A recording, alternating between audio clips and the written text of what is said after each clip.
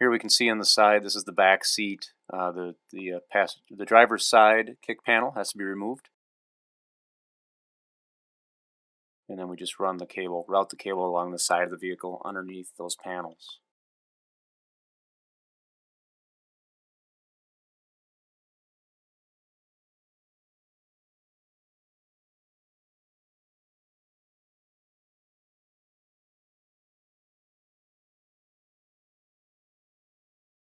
Do the same thing with the driver's side kick panel. Just pulls straight off. Those push tabs just pull out. And then you remove the foot rest on the driver's side, and that just pulls straight off. There's a small rubber screw or plastic screw that holds that side kick panel in place. Just unscrew that.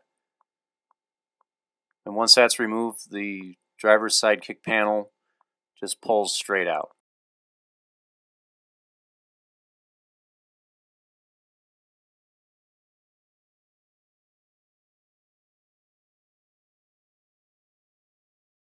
And that'll give us access to all the wires and give us some room for the mirror. The next portion of the install is the rear view mirror. So we've got the factory rear view mirror that we're going to remove, and we're going to replace it with the video rear view mirror. So in this case, we've got a plastic cover that goes over the actual rear view mirror mount. This is just a standard wedge mount. So by removing the cover, we get access to the release pins. You just push on the release pins with a screwdriver and they pull straight off. So that'll release the mirror off the wedge mount. Next, we need to remove the side pillar cover. Now, if you have factory airbags in your vehicle, it's a good idea to disconnect the battery first so that you don't accidentally discharge those airbags. And in this case, you can see it comes off fairly simple. You just remove the two screws that hold the handle in place, and then the side pillar cover actually just pulls straight off. And that'll give us access to run the wires, the cables down through the side. Then we unpackage the mirror. You can see the mirror has a one simple power cord and video all-in-one connector that comes off. The actual monitor is built in behind the glass, so you can't see it initially, but once it lights up, you'll see it. This is just simply going to get run along the side pillar and up under the headliner, and the mirror itself is a direct replacement for your factory mirror with the wedge mount. Just slides right into place, and then we use the appropriate Torx bit to tighten that set screw to make sure that the mirror doesn't move.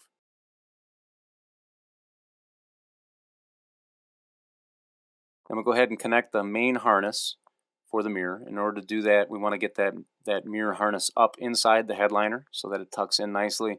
You may have to remove that portion of the interior panel there that I just pulled off so that you can gain access to pull the headliner down a little bit to give you a little more space to get that cable up in there. Once you get the cable up in, just tuck it in all the way along the underside of the glass, and then we'll just replace all the components that were removed in order to make that possible.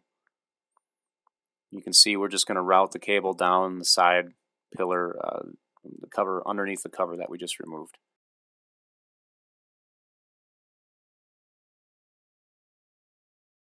There's two portions of the harness. One is for the actual video portion of the mirror, and the other one, the main harness, is for the AutoDim feature. So the one that comes directly off the mirror is the AutoDim, so it has a power and a ground. We're just going to run this down through the side pillar, through the side of the dashboard, and then that'll give us access to the fuse panel in the vehicle wiring harness.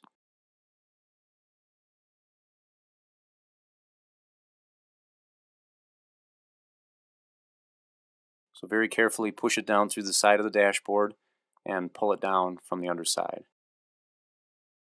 Once it's pulled through, just making sure that the cable is secured, and then you can put your side pillar panel back into place. Same way that you took it off.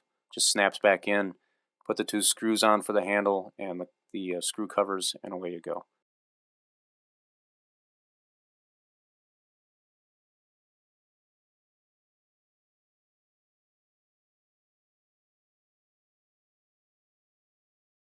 Next, there's a trim piece that goes up into the mirror that covers that wire. Just be careful because it is very breakable, so you just want to get that bent into shape and then place it in the mirror where it belongs. So now we're going to go ahead and find a good power source for the AutoDim portion of the mirror. Again, this you want on accessory power so that anytime the key is on, the AutoDim portion of the mirror is powered. So what we do is just find a suitable location on the accessory in the fuse panel itself. And once we find that, the wire that comes directly off the harness, the red positive wire, is going to go to the accessory. So in this case, we're just going to use a simple spade connector, and we're going to just push it right into an empty spot, an accessory spot in the fuse panel here. And that'll give us the power we need to power the auto dim feature of the mirror. The grounds for both portions, the auto dim feature and the video feature, can be spliced together, and they can be grounded to anywhere in the chassis. We just chose this bolt that's located behind that side, the driver's side panel.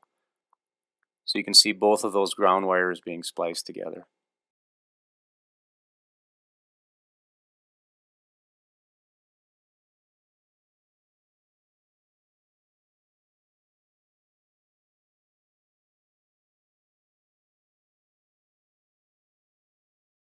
You put it behind the bolt and then tighten it to ensure a good ground.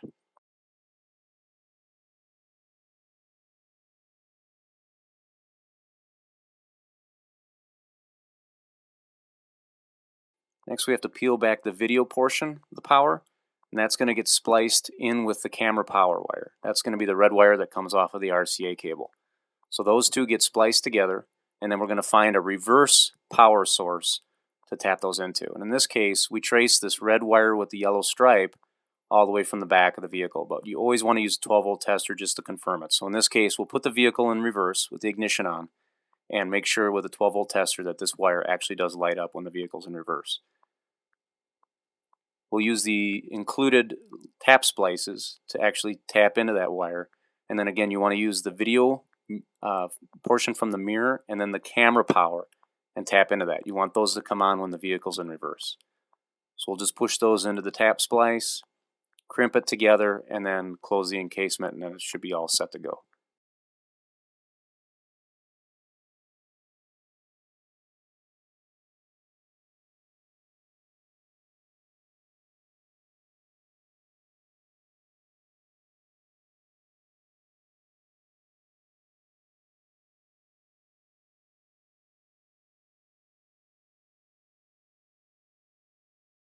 So once that's all finished, we can just plug the video power in, and you also want to plug in the RCA, which isn't shown here, but two connections have to be made, the RCA and the video power.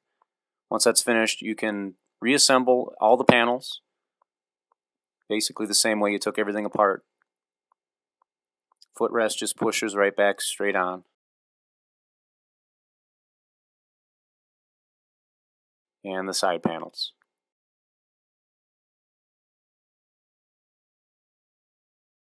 Again, just make sure none of the wires are pinched in where those push pins go through so you don't ground out the power on accident. At the back of the vehicle, we can go ahead and put the bezel back into place. Again, push it straight on. Those white snaps will clip into place. And then we just basically reassemble everything in the reverse order that we disassembled it. So all the 10 millimeter screws will be put back into place.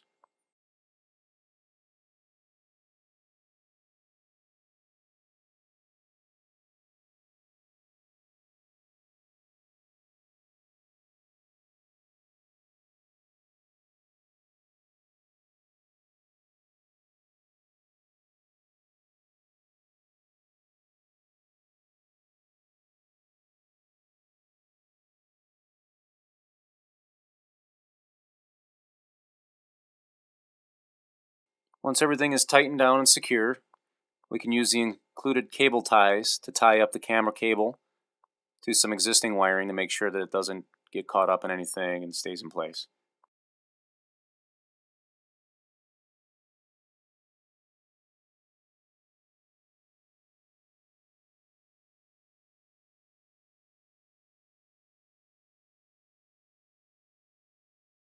Once that's finished, you can replace the membrane, and as long as the butyl tape is still good, you can just push it right back into place and you should be fine.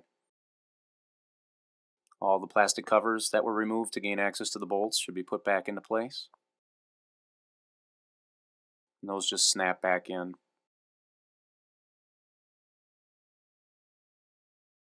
And then finally, your liftgate cover, the interior trim panel, can be put back in. Again, the seal up by the glass goes in first. and then just line up the push pins with the holes, and they just simply snap back in with a good push.